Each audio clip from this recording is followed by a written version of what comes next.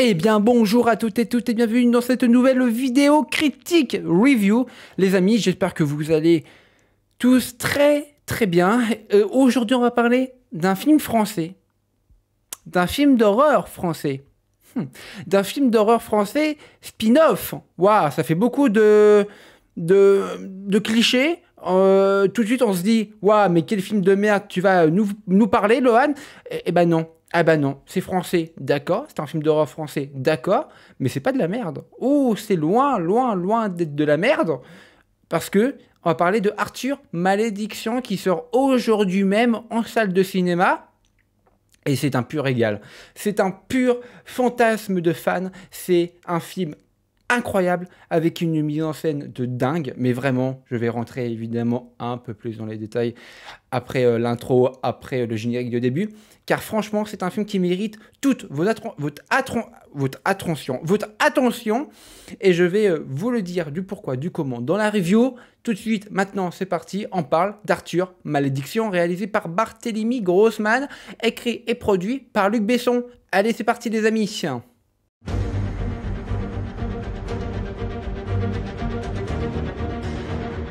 Je ne vais pas vous le cacher.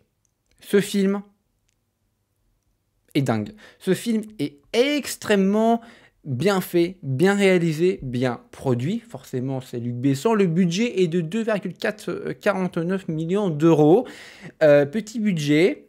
Donc, le film fait avec, j'ai envie de dire, les moyens du bord, parce que bon, c'est vrai que le film a été filmé pendant la pandémie, pendant tout cela, pendant la période Covid où les tournages devaient être le plus restreint possible, et franchement, le film le fait merveilleusement bien. Le film contentera vraiment tous les fans de Arthur et les Minimoys. Vraiment, moi en tant que fan de cette trilogie, je m'y suis vraiment retrouvé dans cet univers totalement horrifié par rapport à cette trilogie qui aura bercé tant d'enfance. Et oui, car le pari risqué de Arthur Malédiction, c'est quoi? De prendre la franchise Arthur, d'en faire un spin-off, un dérivé, comme l'a dit Barthélemy Grossman dans certaines de ses interviews, et d'en faire un spin-off horrifique. Et ça fonctionne bien, le film y arrive très bien. Ce n'est pas une déception, ça contentera vraiment les fans de Arthur et les Minimoys avec ce personnage principal. On va y venir un peu plus tard au niveau des acteurs principaux, vous allez voir. C'est sympa, mais j'y reviens un peu plus tard. Donc oui, je pense que comme moi, comme vous, les fans de cette licence, vont apprécier le film, car forcément, ils ont grandi. Les films, ils ont grandi aussi avec eux, car c'est vrai que c'était une trilogie, donc il y a eu 3 films. Arthur et les Minimoys, donc c'est vrai que le 3e opus est le plus, j'ai envie de dire, un film d'horreur pour enfants, quelque chose d'assez dark, mais en même temps un peu joyeux parce que ça faut que ça reste mignon et tout. Donc ouais, c'est quelque chose d'assez intéressant dans ce film, côté très méta aussi. Donc franchement, oui, c'est vraiment très bon. Et donc je pense vraiment que les fans vont vraiment s'identifier au personnage principal. Les personnages, les acteurs, hein, venons-en aux faits, ils jouent tous, à peu près tous très bien. Ils auront par moments des trucs un peu drôles, mais bon voilà, ils auront par moments des réactions un peu exagérées. Mais voilà, on se dit, bon, c'est fait exprès, c'est vraiment de la comédie, quoi. On est vraiment dans la comédie pur jus, car ce qu'il faut savoir, et c'est ça l'atout phénoménal et fort du film, c'est que tous les acteurs que vous voyez à l'écran, c'est quasiment leur premier pas sur grand écran. Leur premier pas, au cinéma, tout simplement, on voit la filmographie de chacun des acteurs. C'est leur premier film qu'il y a inscrit sur leur filmographie. Et ça, c'est fort, c'est beau, c'est incroyable. C'est vraiment cool que EuropaCorp et Apollo Distribution ont laissé libre champ au réalisateur de mettre de jeunes talents.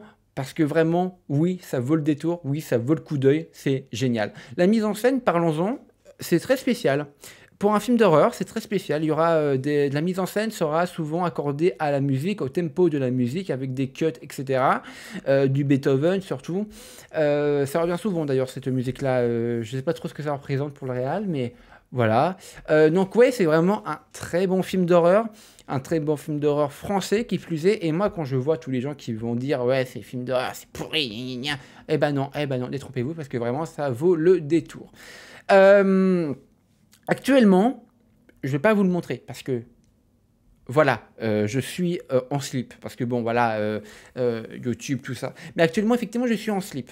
Alors pourquoi je suis en slip? En fait, le truc c'est que dans ma classe de cinéma, dans mon école de cinéma, j'ai fait un certain pari d'une certaine notion scénaristique en fait par rapport aux bandes annonces, etc. Et moi, je pensais que ça allait être sans spoiler, c'est difficile à dire ça comme ça, mais les gens qui sont dans ma classe de cinéma et qui vont regarder ces vidéos comprendront. Donc là, c'est vraiment du private joke, hein. Je suis désolé pour mes fans, tout ça, mais en soi, j'avais fait un certain pari et ce pari s'avère être vrai. Et moi, le pari que j'ai fait, c'est de faire ma vidéo critique en slip, du coup, si j'avais raison.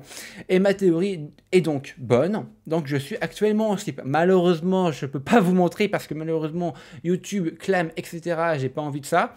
Mais oui, rassurez-vous, je suis vraiment en slip, j'ai vraiment mis... voilà. Donc, oui...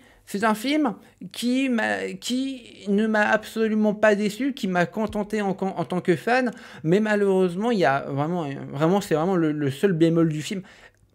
Il manque 2 personnages emblématiques que je ne dirais pas, sinon c'est du spoil. Mais voilà, il manque 2 personnages très emblématiques. Et encore une fois, j'ai une théorie par rapport à ça, mais je ne dirai pas. Et c'est là que je me rends compte que j'aurais dû faire une vidéo théorie au moment de la sortie de la bande-annonce, et que je n'ai pas fait parce que j'ai tellement beaucoup de travail. Mais bon, voilà. Ma théorie, par contre, ma deuxième sur les 2 personnages était fausse. Donc bon, voilà. Donc bah voilà les amis, hein, franchement c'est un très bon film d'horreur, un très bon film français d'horreur, un bon spin-off. Waouh, spin-off horreur français, waouh, c'est vraiment, c'est dingue. Bravo, chers réalisateurs, bravo, chère équipe, bravo, chers acteurs, car vraiment, vous avez fait du travail incroyable sur ce film. Et j'espère vous revoir à l'affiche dans d'autres films, parce que vraiment, vous êtes de très bons acteurs et de très bonnes actrices.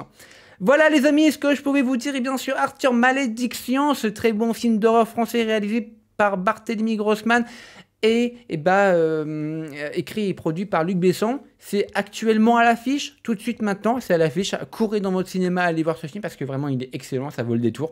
Et voilà. Allez, ciao tout le monde, c'était The Creative Man, au revoir tout le monde.